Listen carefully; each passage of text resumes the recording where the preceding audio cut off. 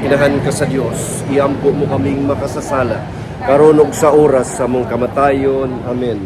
Iampo mo kami sa kailangan sa Diyos. Karon mahimo kaming takos sa mga saad ni Kristo. Magpaampo kita. Ang nasa mo na mabuyo kami dito. Ipapanaw sa among mga kala. Karon kami na nasayo. Pinaapit sa paibalo sa anghel. Happy 50 years anniversary sa among parokya. Maigsoon na niya kami karon sa among parokya sa Ulugon ang ika-50 katuig anniversary. Natukod ang among Archdiocesan Shrine of Our Lady of Fatima.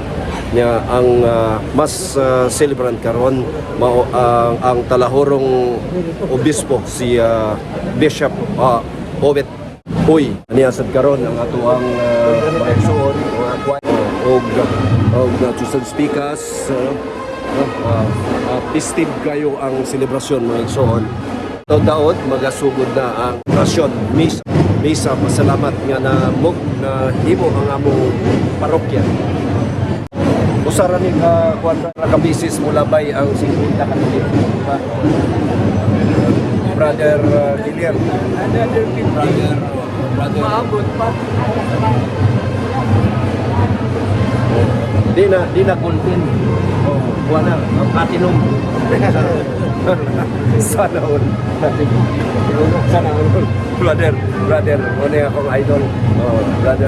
Brother Gilier.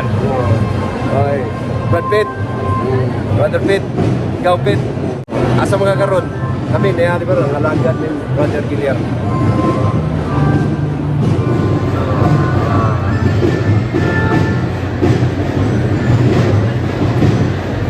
Kaya itong mga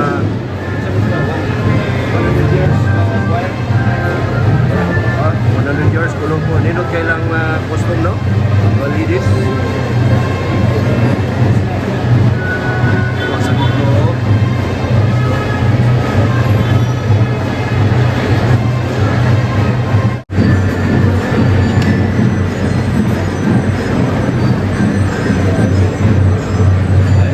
Brother Bonnie. Ang Vice President of Internal Affairs, Bonnie Castigit.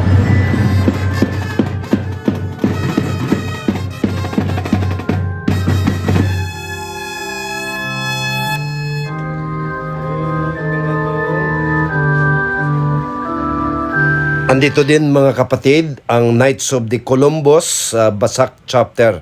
Active kayo ni sila mga kapatid.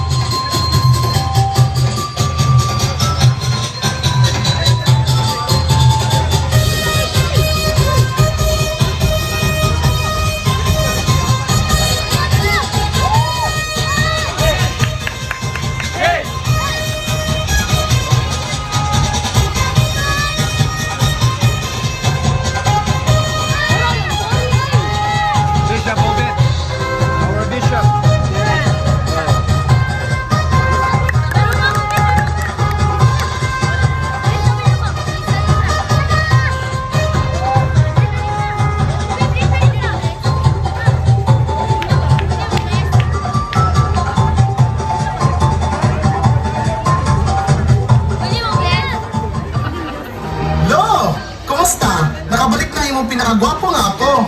Maayo, kay nakabisita ka. Gimingaw na ko ani akong yutang na tawhan. Barangay Tingog.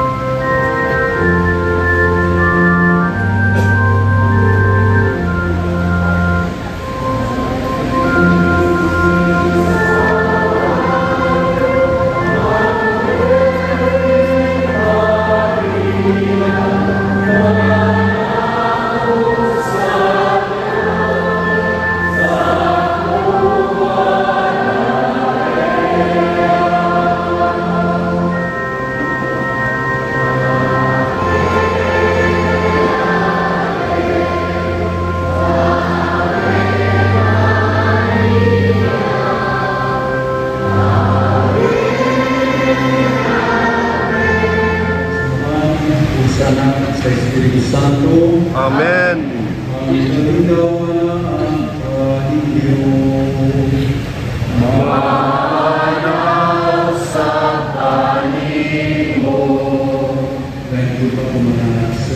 Kristo berdawa spesial adlaw para pinagkanan kaya agi sa ulong ang ka-50 anibersaryo sa katupuran sa tuwang parokya. Atong ipadanas sa Ginoo ang atong akong pagkasalamat sa nato sa atong mahal na inahan. Tungod hindi dako kayo ng grasya. Handa mo lang karoon ang aking paggalingon sa pagdawat sa Ginoo, maghinugsulo na kita sa atong manisanan.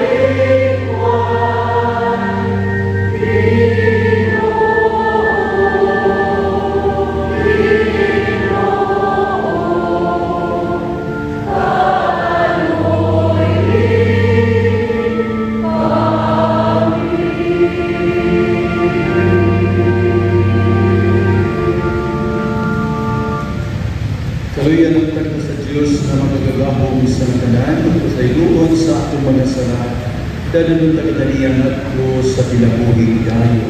Amen. Magampo kita. O Diyos na namati kanunay nga manunuyon, sa imong mga alagad, ya sa ilang mga paginahanglan, sa among magpasalamat kanimo, kung nining ika-50 ng anibersaryo sa natuturan sa mong parokya, kuman kami mabindisyon o mapadalangini sa imong kaayo, dalha kami kanunay, nga napadulong kanimo, pili among ipangayo, pinahagis sa mong Pinoong Kristo na imong anak, nga po yung haringan kanimo sa Espiritu Santo, Diyos, hangtod sa kahangturan.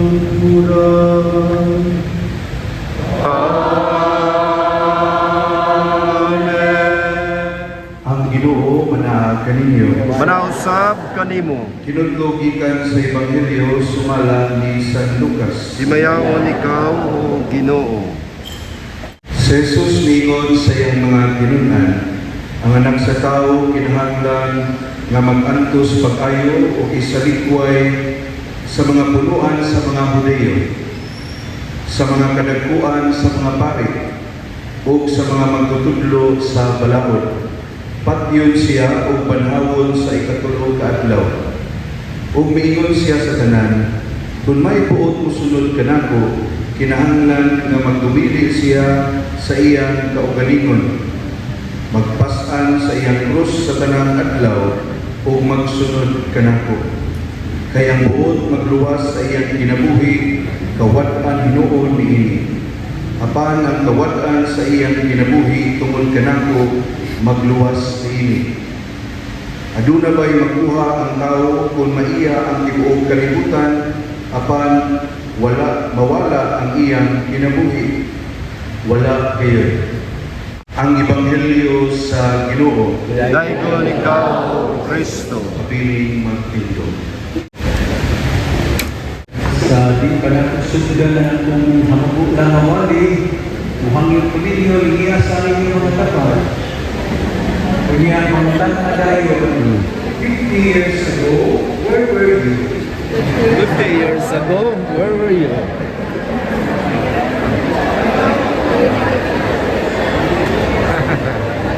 Pada sa akin. 50 years ago, I was 9 years old. So, Mapit na ito mga senior citizen. Ang uban din eh, 50 years ago, pati nga mga tao, no? Mga patanong din natin. Ang pamambalik na ito mga patanong. Si Winter na tama ka natin. Sorry, si Oh. Para Disney. Grabe ba no? Alay ko lang. Si Chef Boy, ang tama na ako siya, 50 years ago. Oo. Pero, kung sa kadugay ang 50 years, kung sa kadugay ang 50 years, tingnan niyo, ang katatong yung kaya ng 50 katong ito eh. Pero kami nga ninabot na 50, ngayon, daw-daw na ulan. Nabay ba? Kaliyo pero kaya ng 50 na. Hindi mo mahinuman. Kung mga bataan ng lihan, ising-ising mo, kaya katulong magsugay ka mo ng 50, makulat ka rin mo, manghaplas ka tumutubo. Manakita ginagawa na yung kalikuran. Dito, bisa si Senior Puto, mutang mo na ako. Yun, kung sa mga sinitin ka natuloy, kagilot na yun. Mula ba yung siya? Ako lang iisulti ninyo kay mga pamiliingon ni Moises sa unang pagbasa ka ng tao. Ang atong panahon, hindi sa kalibutan, dali mubo radyo kaayo.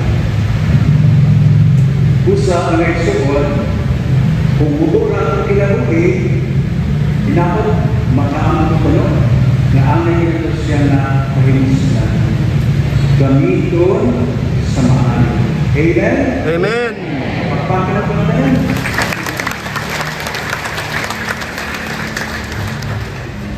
Si Moises, nagpahilulog na ito na kitagtanan, itagaan sa ginoo kagawasan na mupili kung sa lamatan sa kinabuhi ang atong buhi. Naa, atong tubangan ang kinabuhi ug ang kamatayan, blessing and curse. Now, kita ang mupili. Mahimo sa tao na mupili ng Diyos. Mahimo sa sila mupili na musimba sa tinukod na Diyos. Mahimo sila masupak sa kalubuton sa Ginoo. Pero, kung piliyon o nato, mahimo yun na musunod sa mga kasunduan sa Diyos. Imon si Moises sa kulahian, igumaan tayo sa katuturan sa ato nga parokya. Nganong nakaabot ng taaning adlaw. Nganong man nga ang atong parokya namumagdaghan, minilugtad tungod sa 50 katuturan. Tinitungod kay dunay Diyos nga nag-uban kanato. Amen? Amen. Bakit ito ang Ginoo? Kung kita ra, awa, di ta magdugay rin. Di ta mamuna o maayo. Tungod kay yun ay Ginoo nga nag-uban nato, nag-iya nato, nga doon na kita'y mahal na inahan ang Birhen sa Fatima na nag-uban nato, namungan ka, nilambo ka, isip parokya, isip katawahan sa Diyos. Dahil sa kabata na babae, isuko sa kaninahan na ihatlod ang panyuto, pagkaon para sa iyang amahan sa construction worker dito sa lugar na doon ay itrabaho. Pagkabot na dito, nakapuntan sa iyang amahan kaya nagsige magkuhan sa simento, masa. Dahil sa may ibubuhat diri, yan naman ang explain niya na hindi, o panahon ni mga trabahan ng construction, maghimuli o balay sa Diyos. Nindot na balay sa Diyos. Kaya inatingin mo on, simbahan. Hindi mo ng bata. Yung tutoy ko hindi mo magbalay sa Diyos. Yan naman, pinanggaon na siya, hindi siya na anak. Abi mo, kaupan ka sa paghimog sa Dito na balay sa Diyos. Nga naman kayo, baka akong kailangan ninyo. Ano? Kung di ko mo hatag kayo ito, maluya ko. Di mahuman ang balay sa Diyos. Tungod kay di ka, nagdalagang kapon ako, mahuman ako rin balay sa Diyos. So, apil ka sa mauna pag-imo dito na balay sa Diyos. Ngayon, so wala ka lang nang isulti ninyo, tungod kay gusto na ko na makaambo ang kanan. Matagpo sa nato, kabahin sa pagmukma sa balay sa Diyos. Amen? Amen. Ginakuha na, matagpo sa nato, aktibo dito nga naninda ko din sa parokya o nagtabang sa pagkalambo sa balay sa Diyos. Dito kayo ang panutihon na nagayon, when you take good care of God's house, God will also take care of your own house. Next one, ginamit ko, badasi kita na, na manginamit na kay atong pag-ampi, pag-amuma sa balay sa Diyos, kita sa atong panimalay, amumahan niya. Ang ginamit ko kayo now, nagsabutan na ang balay sa Diyos, hindi lang building na balay ang buwanan, kundi ang iyang katawanan. Of course, we are called to take good care of this house. Limpyo ang kanyang balay. Ganaan ito kayo yung katawanan. Pero ayaw na hindi pag-ampi sa ang balay sa Diyos na ang iyang katawanan. Bisan para po sa inyo inyong building, simbahan, balay ang buwanan, kung ang balay sa Diyos ang katawanan, wala mahigitan sa ilang pinabuhi. Nagpilihan, nagpupubot, walay Diyos sa ilang pinabuhi, walay pulos ang tanan. So, continue to take good care of His house and also continue to take good care of each other. Amen? Amen. Aking panapos, kaya hindi mo magpupubor na ang buwali, nalang ko'y igasin ninyo. Ako na hindi paibalo sa may sa magbalantay. Follower na ko sa may sa magbalantay? Yes! Dahil na follower ko, kung kumanting nga wala pa, nito sa follow mo, para na may follow mo siya ang pangbuhat sa ako ang Archdiocese Cebu. Karang panahon si Bishop Abel, nagdasig sa kanan na ako na ibalik ang akong naandan daw na ginabuhat. Lagi naman nagdala nila, kinutulong din mo, no? Hindi alasay sa gabi, bubakti sa simbahan, mag-ang tasa, Angelos. Hindi pa ba nang gibuhat sa rondari? Hindi mo magbuhat? Ano ba? Ano? Yes. Ano na? Kaya sa kapatid lang, pinagtagaw ka lang ang doon, dahil sa ating pinatighampo sa Angelos. Yan ang gigasik ang mga kapalian, ato ibakti na ato mga lingganay ibalik. In-exercise, ato pagtingon, para ang mga tao may nundog sa pagkampo sa Angelos. Yan ato na siguro ang talan, kita kayo magubay kung mayong ehemplo na muhunong ta kung magalimutin sa pagting sa lasais, matubang ka sa simbahan kung mag-ampo ka sa Angelos. Unya, ako sa lidasig, inigkalas ko sa gabi, mag-ampo sa ta. Nasa may kampon, orasyon, para sa mga kalag. Okay? Sa unang panahon, may pamilya, may nundumi nga, inigkalas no? Nagiging, kaya mag-ampo sa Angelos, inigkalas hindi na mulihog. Kaya lang hindi na mulihog ka ng rasa, matugpas mga tigulang. Pero, ingat ka, idasit ka ng ampo para sa mga kalag. Sa karaan, pagdating mga pangit, ang tawagan na di profundis, no? Dinatin na sagot out of the best. So, mag-ampo ka para sa mga kalag, ang mga napog usap sa magimaya ng Maria, usap ka, himaya sa mahal. Hindi ko man, sinta ko sunay, pahulay na tayo, ihatag kami ng Ginoo, kung kahayag na huwag pagkapalo, idan at ang kanila hangtod sa lahat. May more community, so now the verse, Rewon ka, with the souls of the faithful departed, with the mercy of God, rest in peace. Amen. No? Mga igsoon, can you imagine? Kung alas sa sarili, kada adlaw, mag-ampo ka para sa mga kalag. Pagkadaghan kalag ang maluwas. Yeah, I'm sure, katulad ng minahal sa kinabuhi na naguna nato, we will be very happy. By praying, we are simply telling them, you are not forgotten. We continue to love you. We continue to care for you. That is why we pray for you. Kada gabi nila so, kini mga igsoon, ako nagidasig once again sa tanan, katawag sa Cebu, o ako malaon mo.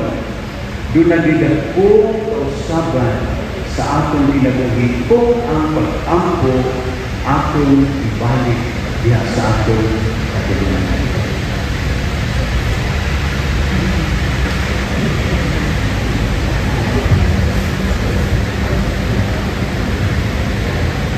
Mahimong malampuson kini atong selebrasyon. Sa atong florist and altar decor, sa atong bread and wine offers, Mr. Amado and Mrs. Conchita Go, and Honorable Emery Owano Dizon, and Honorable Barangay Captain Nixon Jojo Dizon.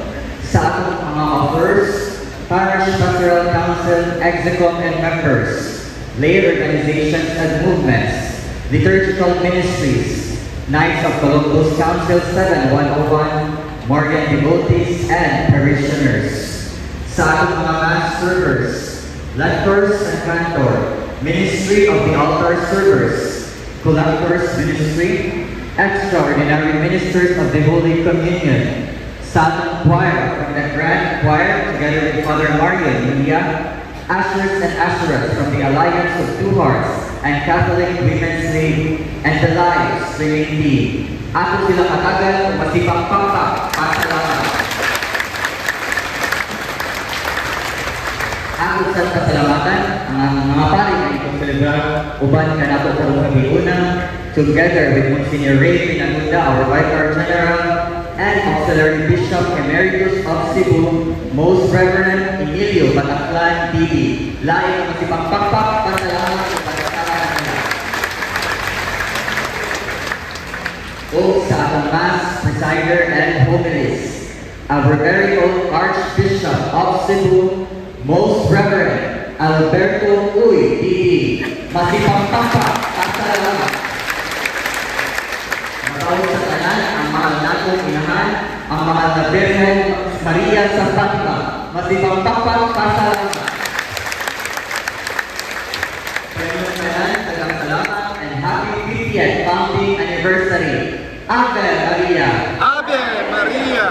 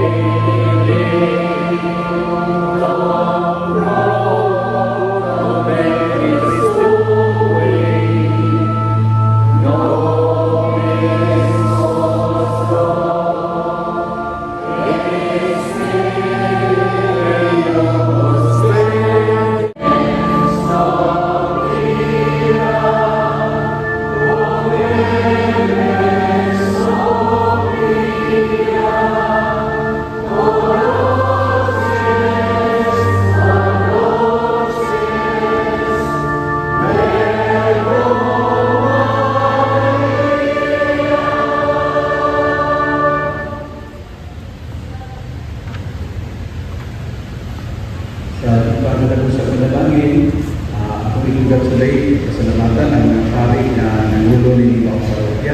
First, we have Father June, si Father Wesley, si Father Marion, si Father Makoy. Ako silang magpakan.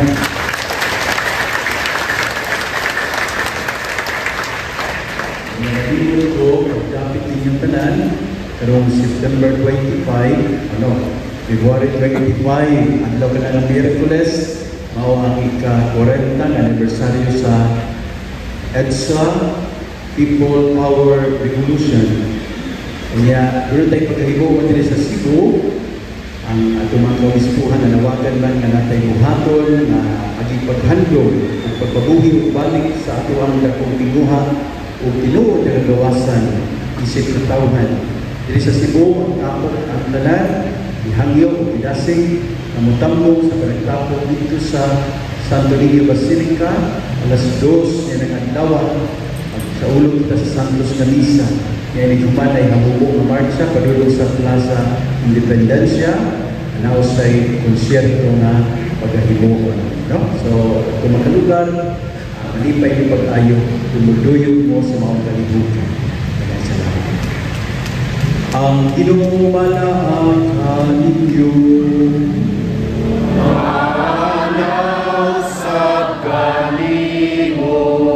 manalangin ka ninyong Diyos na magkagagahong sa tanan, Amahan, Anak, o Espiritu Santo.